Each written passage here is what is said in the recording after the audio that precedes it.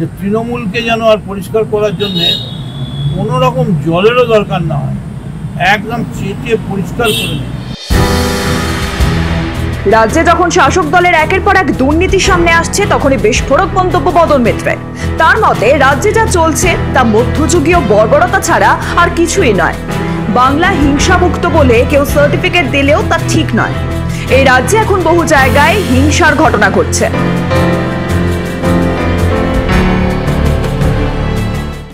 যে পশ্চিমবঙ্গে কিন্তু টুকটুক টুকটুক করে ক্রাইম হচ্ছে।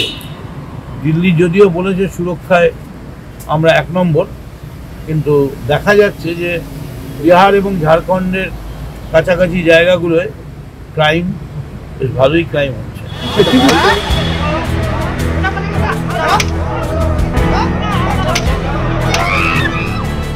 হিংসা হচ্ছে শহরে, হিংসা হচ্ছে গ্রামে। শাসক দলের সার্টিফিকেট থাকলে যে যা খুশি করছে।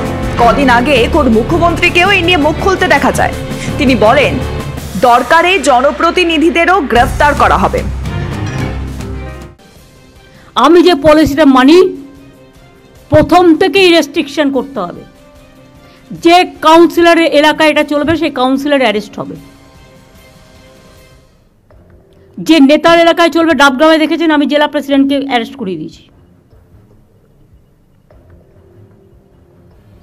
তার কারণ গভর্নমেন্টের জমি নিয়ে 2 লক্ষ 3 লক্ষ টাকায় বিক্রি করে দিলাম, ওই জমিগুলো কিন্তু মিউটেশন রেজিস্ট্রেশন পাবে না।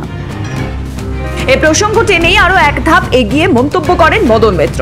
তার দাবি সামনের 21শে জুলাই কঠোর সিদ্ধান্ত নিতে হবে মমতা বন্দ্যোপাধ্যায়কে। এখন যা পরিস্থিতি হয়েছে তা তৃণমূলকে চেটে পরিষ্কার করা দরকার। মমতা বন্দ্যোপাধ্যায়, আমি ভর্তি বলছি, এই যে সামনে 21শে জুলাই আসবে, আপনি কঠোরতম সিদ্ধান্ত নিন। এমন সিদ্ধান্ত নিন যে তৃণমূলকে যেন আর পরিষ্কার করার জন্যে কোনো রকম জলেরও দরকার না হয়, একদম চেটে পরিষ্কার করে নিন। এবং দলটা, এটা ঠিক, আমি তো হাসতে হাসতে বলছিলাম, ব্রহ্মা বিষ্ণু মহেশ্বর রকম তৃণমূল, যাকেই ধরি বলে আমি তৃণমূল, আমাদেরই বলে আপনি কে করতে গেছেন। মদন মিত্র যখন এই মন্তব্য করছেন তখন কিন্তু তীর এসেছে তার দিকেও। খোদ সৌগত রায় বলেছেন কামারহাটির হিংসার ঘটনায় যে অভিযুক্ত তার সঙ্গে ছবি আছে মদন মিত্রের। এ প্রসঙ্গে বিধায়ককে প্রশ্ন করা হলে তিনি পাল্টা ছবি দেখান সৌগত রায়।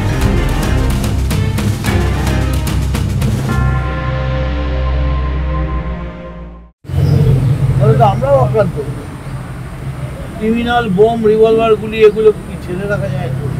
দেখা যাচ্ছে ও বন্দুক নিয়ে বসে আছে। আরে বন্দুক যখন ছিল না তখন তো আমি বন্দুক মতো কাছে ছিলাম, তখন বন্দুক ওর হাতে ছিল।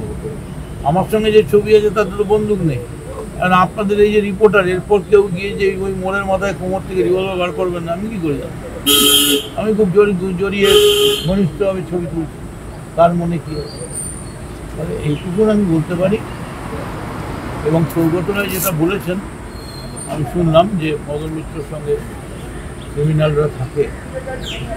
আমার মনে হয় যে সৌগত হয়তো একটা তাৎক্ষণিক বলেছেন, কারণ সৌগতদাও তো কামারহাটিতে যান মাঝে মাঝে, তো ওইখানেই থাকেন রাত্রে, কিন্তু মেনলি পার্লামেন্টের কাজে থাকার জন্য তার অসুবিধা হয়। ওনাকে জিজ্ঞেস করেছে জেনকে চেনেন, বলেছে হ্যাঁ চিনি, সমাজ বিরোধী।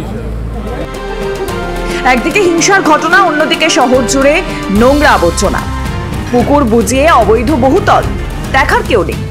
ভোটের পর শুধু মুখের কথাই শুনিয়েছেন মুখ্যমন্ত্রী। সাধারণ মানুষ বুঝতে পারছে তাদের নিত্য যন্ত্রণা কোন দিকে এগোচ্ছে। এ কারণেই কি দলকে সতর্ক করতে চাইলেন মদন মিত্র? বোঝাতে চাইলেন তৃণমূল ক্রমশ ডুবছে দুর্নীতিতে। সাফসুতরো না করলে তার উপায় নেই। এ ব্যাপারে আপনারা কি বলেন লিখে জানান আমাদের কমেন্ট বক্সে। প্রতিবেদনটি পছন্দ হলে লাইক করুন, শেয়ার করুন, সাবস্ক্রাইব করতে ভুলবেন না। ব্যুরো রিপোর্ট, মাধ্যম।